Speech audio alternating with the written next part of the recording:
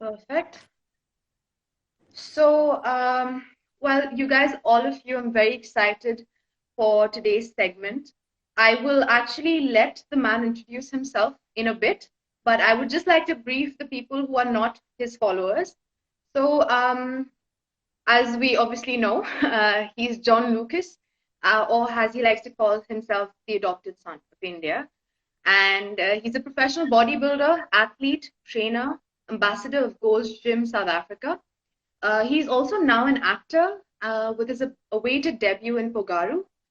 It's an Indian action film written and directed by Nanda Kishore and produced by BK Gangadhar. So it was shot simultaneously in different languages like Kannada, Telugu, and even dubbed in Tamil.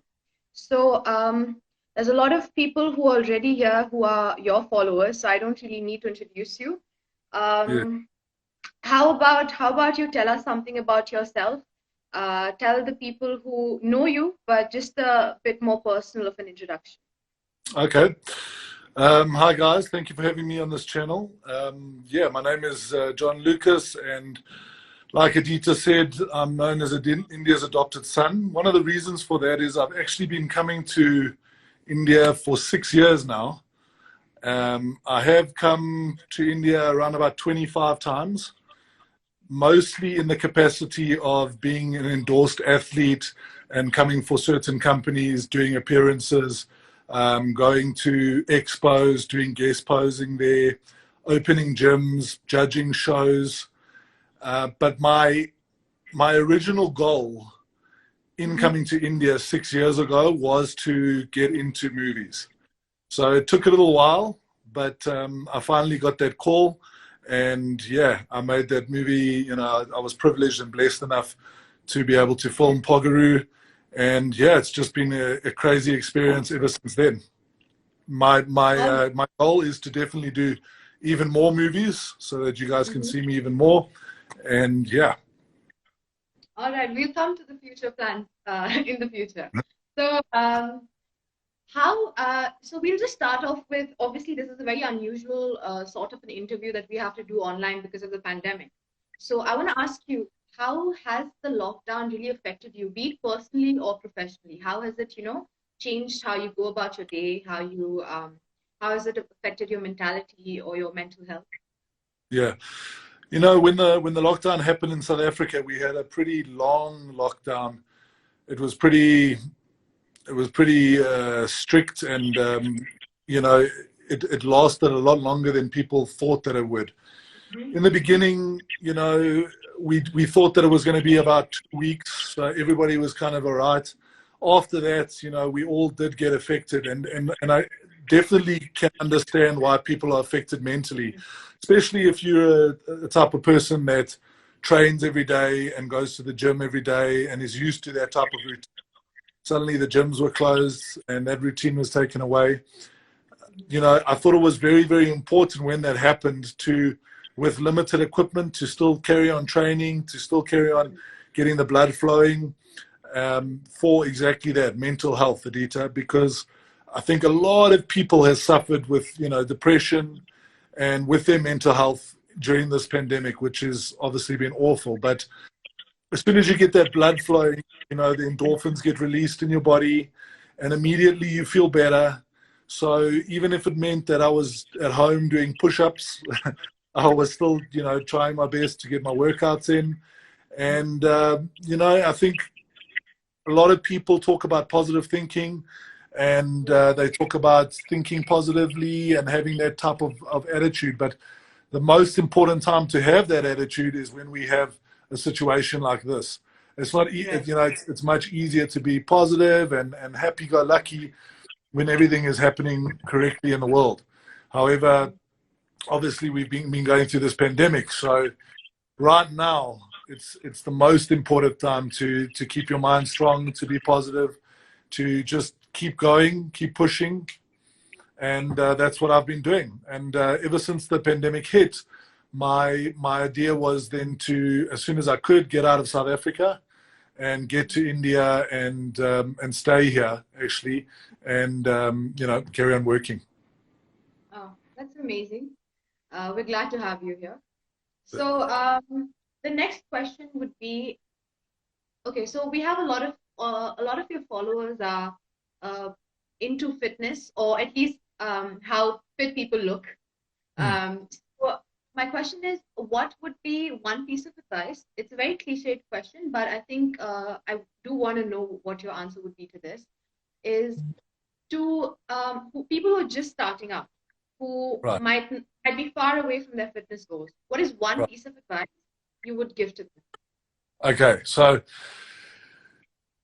the first piece of advice I'd give is actually to treat this sport or treat getting into shape the same way you would treat another sport. For instance, what I mean is if you're going to go learn how to play golf, you're not going to go and buy golf clubs and then just try and hit the ball yourself. You're going to go to a professional who's going to teach you how to swing the club. And the better you get, the more feel you're going to have on that club and on the ball. Now, a lot of people don't have that mentality when it comes to training. And I think it's a lot to do with pride, especially when it comes to men. Men think that just because they're born men, they should know how to push weights, and that's not the right thing to think. I mean, if you think about it, golf, you learn how to swing the club, and there's a certain amount of shots you got to learn. In training, there's hundreds and hundreds of different types of exercises. There's hundreds of exercises that we need to perfect, and just because if you're doing chest, just because the bar goes up and down doesn't mean that you are necessarily hitting your chest correctly. Okay, Right. just because it's a completely different sport to any other sport, right? If I was a runner and my goal would be to get to the end finish line as fast as I possibly can, and that would be that would I, I would want all my muscles in my body to work synergistically together to get me to the finish line.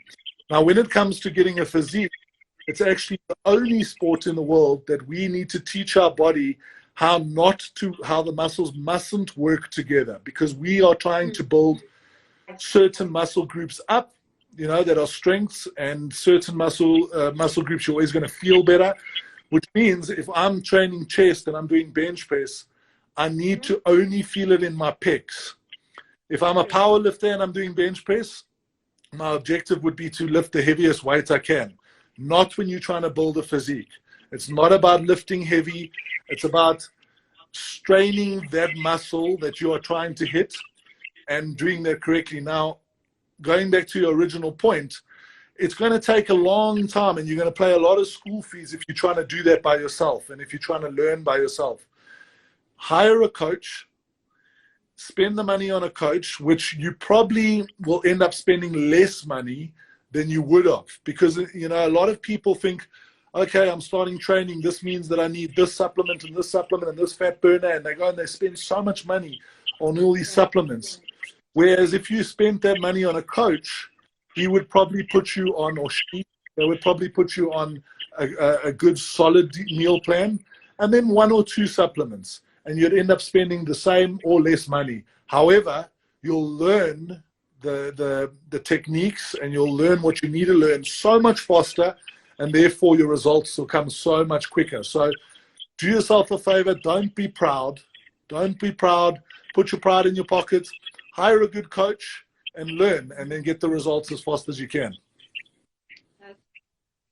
Guys, I hope y'all are listening.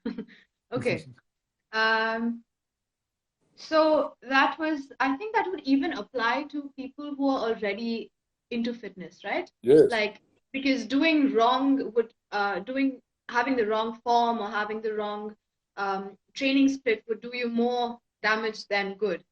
So I think that advice is very valid for even people who are training at a more advanced level, or at least what they consider advanced. Yes, Adita, I've seen guys that have been training for 10 years, and they kind of look, I see them in the gym for the last 10 years and they look the same. And Right. then one day they decide to have a conversation, and suddenly they get a coach, and within 3 months they have a better physique than they did in 10 years of wasting time. Right. Right. Okay. So I actually saw an interview of you done in India, in fact. So you had mentioned about how Indian men, on an average, have smaller or shorter joints, Right. which So is what I, good for yeah, looking bigger. yes, So my yes. question here would be, what is your advice to people, uh, since there are a lot of Indian followers, what is your advice to Indian boys or girls who are taller, who have slightly more, they don't have shorter limbs, and what is your advice for them who are slightly on the lanky side? What is your advice to them to build muscle and, look the part? Right. So I don't know. A lot of my fans have, that follow me have seen my before pictures. I was Mm-hmm. a really, tall, really skinny guy. I was actually a tennis player, and I was actually in America for tennis, and that was my sport. So I had that typical tennis build. The funny thing is that even though I was a tennis player, I was so obsessed with muscles from when I was a little boy that I got very good at tennis, but I ended up in America and I ended up training. And I had to be honest with myself and realize that actually I was training to put on muscle, not for my tennis anymore. However, when I Yeah. got back to South Africa and I told people that I wanted to be a bodybuilder, they looked at me and they laughed because of what I looked like. I was tall, I was skinny, I was 6'5". I weighed maybe 75 kilos or something at 6'5", and they laughed at me. So the advice that I'd give to taller guys or taller ladies that are trying to put on muscle, firstly, you need patience. Okay. Secondly, the most important thing in the sport of building muscle is not the training, it's actually the eating. We obviously need to know how to train, but Yeah. you need to understand how much food you need to eat in order to fill out that frame. And a lot of people don't understand that, Adita. A lot of people, like I said earlier, they'll rather have 5 protein shakes a day and eat 2 solid meals a day, and then they wonder why they're not putting on weight. Supplements are supposed to do exactly that. They're only supposed to supplement a diet. Now, the hard part of getting a physique is definitely not the training part, because so many people enjoy that part. So many Yeah. people can get addicted to that because of the endorphin rush and the feelings that you get from it. So a lot of people can get that part right. They can be consistent. They can be in the gym every day training, but they don't see the results because they don't understand that they have to go home, they have to prep their food, and they have to calculate that food for the day, right? And then they have to carry the food with them. They have to carry the food around with them. So, for instance, like today, I went out into Bangalore. The traffic was hectic, and because I've been here before, I know that. So before I left, I made sure that I had 2 meals with me, that I was carrying the meals with me, so that if I was stuck in the car, I knew that I could eat. If the watch tells you to eat, that's what you got to do. You got to eat. So the biggest sin in fitness or in trying to put on muscle is to miss a meal. Missing a meal is terrible. You cannot miss meals. You need to get that food in, and that takes a lot more planning and a lot more, forward planning and forward thinking. And you got to think, okay, tomorrow I'm going to be out from this time to this time. How many meals am I going to need in that time? And then you got to get into the kitchen and prep those meals instead of watching a series. Prep the meals, pack the meals, put them in the fridge, and then you can go and relax. And that's the part that most people don't get right. And that's what normally separates someone that has a physique to somebody that doesn't. Right. Right. Okay. I did actually know the tennis fact about you because that's a really funny thing. I used to compete in tennis too. Yeah, yeah. From India, you see, yeah, and I remember because I'm always following fitness, and I used to train. But the training for tennis or any sport rather is so different. It's functional training, it's agility and stuff like that. Where I Yes. was doing the wrong things because I was more into lifting heavier or leg press this amount. Sure. Um, so yeah, I completely relate to that point. Um, all right, so you did mention about eating. So on the same topic, what do you eat? What is your diet? Do you have this concept of cheat meals in your life? Do you think it's a thing?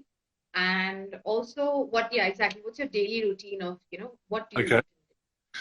So let's touch on that cheat meal thing quickly. That is all dependent on everybody's genetic makeup. Everybody is made differently. So, like I said, I was a tall, skinny player, tennis player, tall, skinny dude, which means that I have the genetics of a lot of an ectomorph. An ectomorph means very fast metabolism, and because of that fact, I am able to have a cheat day, and I do. I do have a cheat day maybe once a week where I will eat whatever I want, pizzas, ice creams, whatever.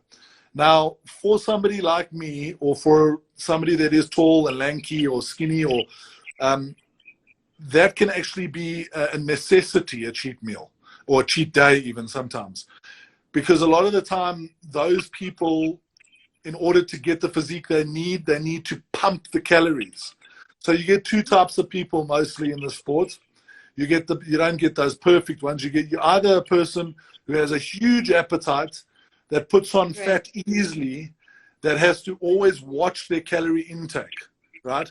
And those people, that's the opposite of me. My problem, and what a lot of other tall, skinny, or skinny, not even necessarily tall, just skinny people, the problem is the fact that you have to eat even when you're not hungry.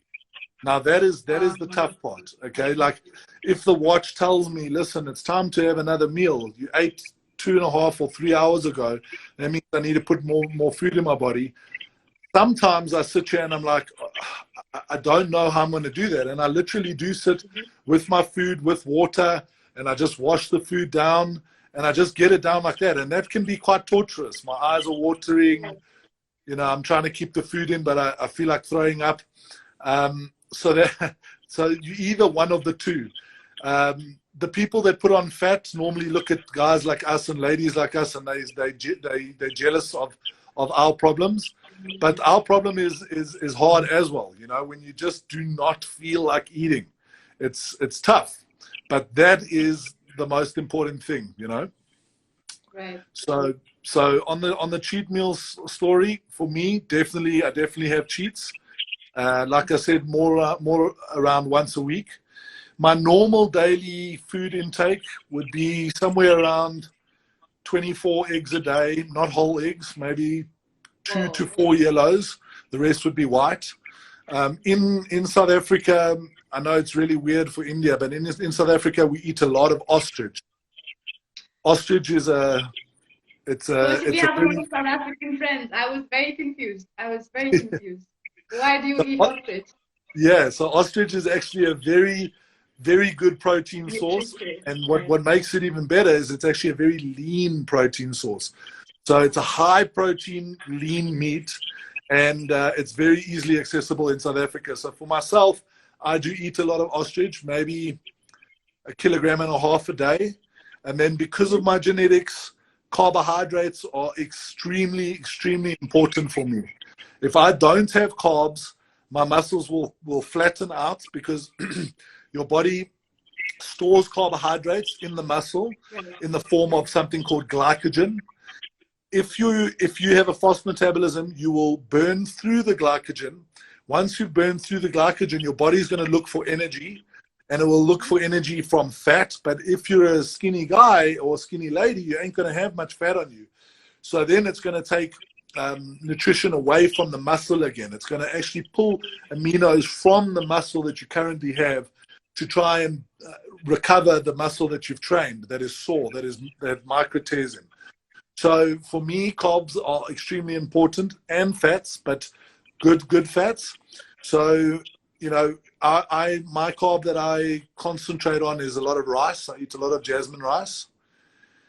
And then if I'm starting to diet for something and I just need to sharpen up a little bit, I might change my jasmine rice into maybe sweet potato or something like that. So it just all depends, again, on what type of look are you looking for. Do I need to be ultra shredded, or do I need to be a little bit bigger, Mm-hmm. Yeah, okay. What's your total caloric intake in a day? So if I'm trying to put on a little bit of size and trying to have that bigger look, we're looking at about 6,000 calories a day for myself. And you must remember, 6,000 calories in clean food is a lot of food. Yeah, it's a 6,000 lot. calories in, in dirty food, like in pizzas and milkshakes and this type of thing. You could Very, probably get that in, and it wouldn't be the craziest day. But when it comes to clean food, we're talking about a lot of food. And obviously, we want to eat clean calories because clean calories are better at building muscle. Not only that, but they also allow our digestive system to digest the food completely and then be able to eat again. If you eat a pizza and a milkshake, you might get in 2,000 calories, but you probably won't be hungry for about another 5 hours after that. So for us, that needs to eat regularly, clean food, Mhm. and obviously you want to build quality size. You don't want to put on unnecessary fat. Right. All right. I hope that was a bit of an insight into the diet and fitness aspect. I will not be taking up a lot of time, so I'll quickly move on to the new thing that you're venturing into. Yes. So Kogaru, right? So tell us a bit about the film, your experience of being on sets, and what are your plans for the future? Be it South India, are you planning to go to Bollywood? Yeah, so I mean, the experience was absolutely like amazing. We shot the film. I mean, the four bodybuilders. Most of our filming got done, or all of our filming got done at Ramoji City in Oh, Hyderabad. And Hyderabad. Ramoji City was just like wow. That place is like so incredible. It's the biggest film city in the world. It's bigger than Universal Studios, and it doesn't even really feel like you're in India, to be honest. When you look out your hotel room, as far as your eye can see is Ramoji City. That's how big it is. And there's just huge sets like castles and airports and train stations and anything that you would need to film. They have built a set like that, a permanent set in Ramoji City. So, firstly, that was quite mind blowing. Secondly, by the time I'd got into or got in the role, and then suddenly I found Kai Green was going to be in the movie. I had met most of my heroes before. I'd met most of the top bodybuilders. I'd met most of the Olympians. I had never met Kai. Every time I'd come to an expo where Kai was supposed to be here, something happened and I missed him. And suddenly I was in a movie with him, and that was an incredible experience because he's very, very down to earth. He's an amazing human being, and he was more impressive actually meeting him than even his persona, on social media. So that was amazing. Obviously, the crew were phenomenal. Working with Nando Kishore was crazy cool. He was really welcoming to the bodybuilders. He explained what we needed to do. He really put in effort. And then working with Drew as well was great. I mean, there were times where I would just watch him act. He's a natural born actor, an entertainer, and he's highly talented. So I just absorbed as much of that as I could, and just absolutely took notice of every minute that I was there. Also, I made really good friends with Joe and with Morgan, and all four of us just had a fantastic time together for about 20 days. We were together. Yeah. That's awesome. That's amazing. In terms of So, my plans, I'm definitely looking to be in more movies, DTAP, for sure. I do have a casting for a Bollywood movie that I've sent in today, and we'll see if I get a call back. I'm not going to name the names, but they're two of the biggest Bollywood stars. It's either movie. Both of them have. Each movie has a huge Bollywood star in it.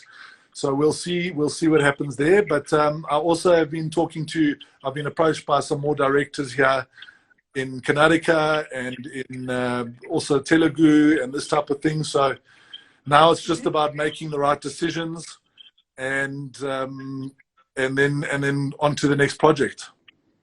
Well, best of luck for that. Thank you, honey. Um, so we're gonna quickly. I mean, I do have a few questions, but if you are short on time, you can let me know. No, I'm good. All right, perfect. So, this is slightly out of personal interest as well. The thing is, the sport of bodybuilding, it requires a strict level of discipline, Yeah. right? And um, honestly, okay, correct me if I'm wrong. It's honestly all for attaining a figure that is pretty. unrealistic to maintain.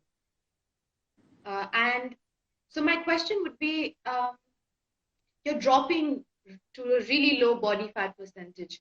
Does it all um, feel as if it's worth it? You know, when that adrenaline rush of being in front of the camera or being up on stage and posing, you know, like for instance, 2019 in Mumbai, the IHWF Expo, there were something like 8,000 people live, and getting up there and doing a posing routine was an adrenaline rush that is hard to explain. So yeah, for me personally, it definitely is worth it. But I do understand what you mean about attaining and maintaining a physique that is almost unattainable or unrealistic. And I think that is why a lot of, you know, if you look at fitness competitions, you look at the Mr. Olympia and this type of thing, the trend has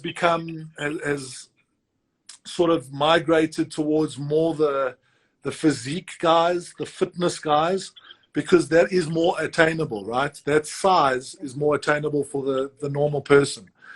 So that's why that part of the sport, I think, is absolutely booming. In the ladies section, the bikini section is absolutely booming, because to look like a physique lady, you know, ultra shredded with veins and mad, for a lot of people, firstly, they don't like that look. And for a lot of people, just genetically, they're not able to get there. Unfortunately, you got to remember, guys, that we are still doing a sport that is determined by your genetics. So what I mean is, to explain that easily, if you wanted to become a professional basketball player and you were 5'2", you don't have much of a chance, right? Okay, you have to have the height in order to be a good basketball player. Now, with bodybuilding and fitness and getting that physique, that crazy good physique, you do need the genetics that, you know, you need the genetics that enable you to be able to get there.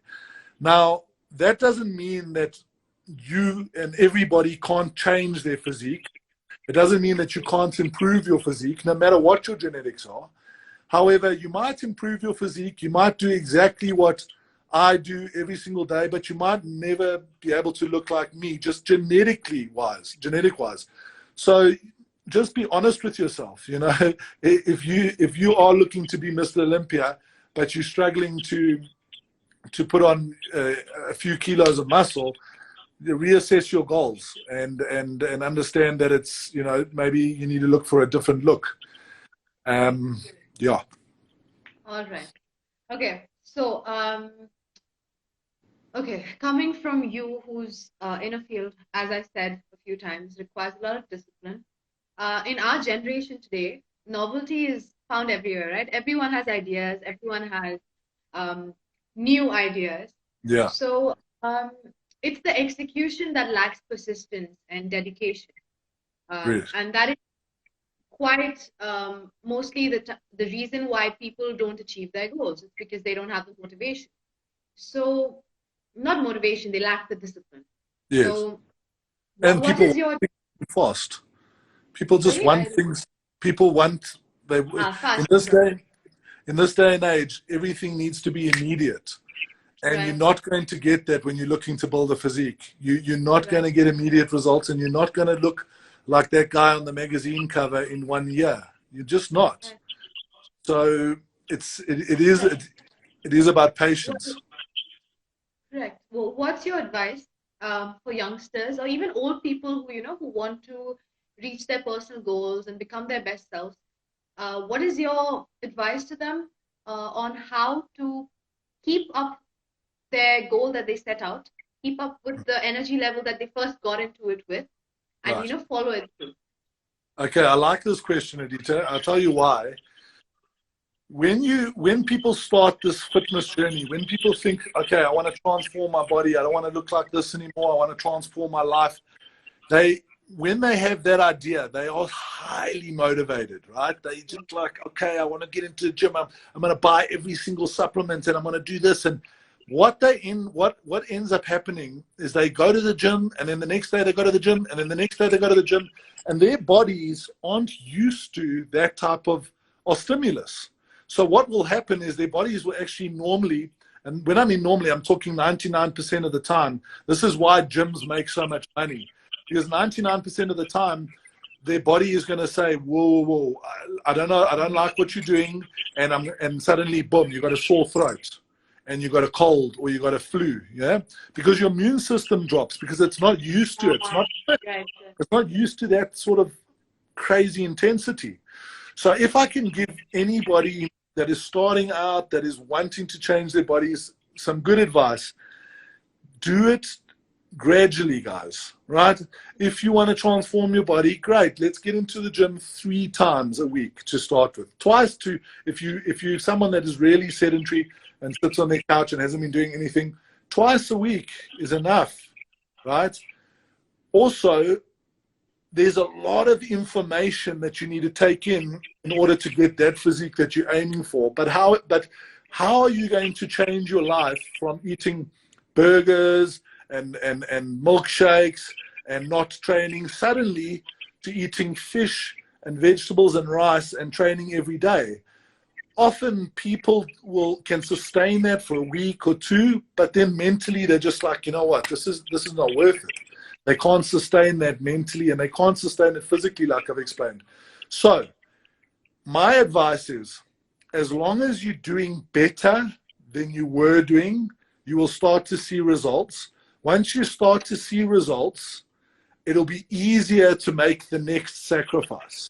So if you're not used to getting into the gym or training at all, start with twice a week walking on a treadmill. Don't even go for the weights yet. Right? You don't know how to push the weights yet. So let's just get the blood flowing. Jump on the treadmill 20 minutes twice a week. Do that for a week or 2. After 2 weeks, take it up to 3 times a week. Instead of changing your complete diet, maybe just take carbohydrates out at night and maybe take some dairy out, cut dairy, right? Carry on eating like you normally. If you pack sandwiches at lunch, whatever, eat your bread at lunch, as long as you've cut that carb at night. What will start to happen is suddenly maybe your weight won't drop. Normally what will happen is your clothes will actually just start to fit better. That is the first sign that you're getting into shape. It normally doesn't happen on the scale, especially if you are lifting some weights, because you must remember, now your body's going, okay, wait a minute. He gave me this stimulus. What is my job? My job is to put on some muscle so that I can handle that stimulus the next time. So you might just shoot up a little bit in muscle, which might make your weight look like it stayed the same or even gone up. However, when you put your jeans on, your belts, you've lost 2 belt sizes, and you're like, oh, that is the first sign that you're getting into shape, right? So once you start to see those little changes, then the next thing you're going to find yourself going, wait a minute, maybe I should have rice at lunch instead of bread. And just because it feels so good to see the results in the mirror, and for people to say to you, hey, John, bro, you've done so well, you're looking so good. Hey, Adita, wow, I can see you, you're dieting and you're training now. When you start to hear those remarks and those compliments, I promise you, without you even realizing, you're going to make the next sacrifice, whether it be switching your cereal in the morning out for oats instead, but you'll find yourself doing it quite naturally. And then you will be able to maintain and sustain this fitness journey. Right. Amazing. That makes sense. So, okay, last 2 things. The first one is, I'm going to give you 2 options. Just tell me which one you prefer, right? Right. All right. So the first one is Indian main course or Indian desserts? No, Indian desserts. Indian dessert. Okay. Number 2, training legs or upper body? Definitely upper body, but that doesn't mean that I ever skip leg day. I never skip leg day, guys. And the reason why men, it's quite funny, from men to women, you will often see that when you ask a woman this question, they'll say they like training legs and not upper body. And men will always go, they like training upper body rather than legs. You got to remember that your legs actually make up more than 50% of all the muscle on your body. So when you're a male, because you hold a lot more muscle, leg day is a lot more taxing on a male's system. And that's why, you know, and then obviously the pain that you get from it is a lot more intense. And that's why you'll often see that men don't train legs and then they have these big upper bodies, which just looks ridiculous. But that's often why it's that case. Right. Third one. Chicken biryani or chicken tikka masala? Chicken tikka masala. Oh, okay. That's You know why, Adita? Because I've eaten so much biryani. Because when I've been on tours and stuff, if I've been in like a small little town in a hotel, often biryani is the only real option for me that doesn't have cream and milk and this type of thing in it. So I have eaten a lot of biryani. So yeah, that's why. Oh, fair enough. Free weight or machine? Free weights. Free weights for sure, because free weights, there's a place for machines, and there's definitely a huge place for machines, but you must remember free weights make you use all the stabilizing muscles as well as the primary muscle. So for instance, if you're doing a shoulder press, you're not only working the anterior delt like you would on a machine, all the muscles around the rotator cuff, which are very, very important, have to get strong and stabilize you at the same time. So it's in terms of putting on quality muscle, free weights is the king. Is the king. Okay. What's your favorite city in India? I'm not just saying this. City, if we're talking about city, it would either be Bangalore or Ahmedabad. I do like Ahmedabad a lot. It's there's not, the traffic isn't crazy. The people are really great up there, and I suppose I do have quite a lot of friends up there too. I've had a lot of good times in Ahmedabad. The favorite place that I've been to in India would probably be Goa. Okay. What's your favorite comfort food? Anything, any cuisine? Favorite comfort food, probably pasta. Oh, Probably pasta, yeah. okay. Last one is your favorite South Indian actor or Indian actor, Bollywood actor also.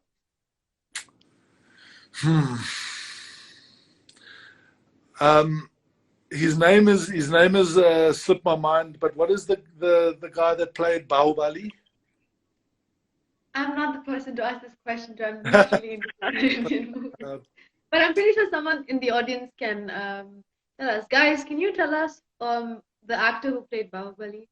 Yes, main actor of If Bahubali. not the audience, who played Bahubali, guys? We need to know. Let's see if they know their stuff.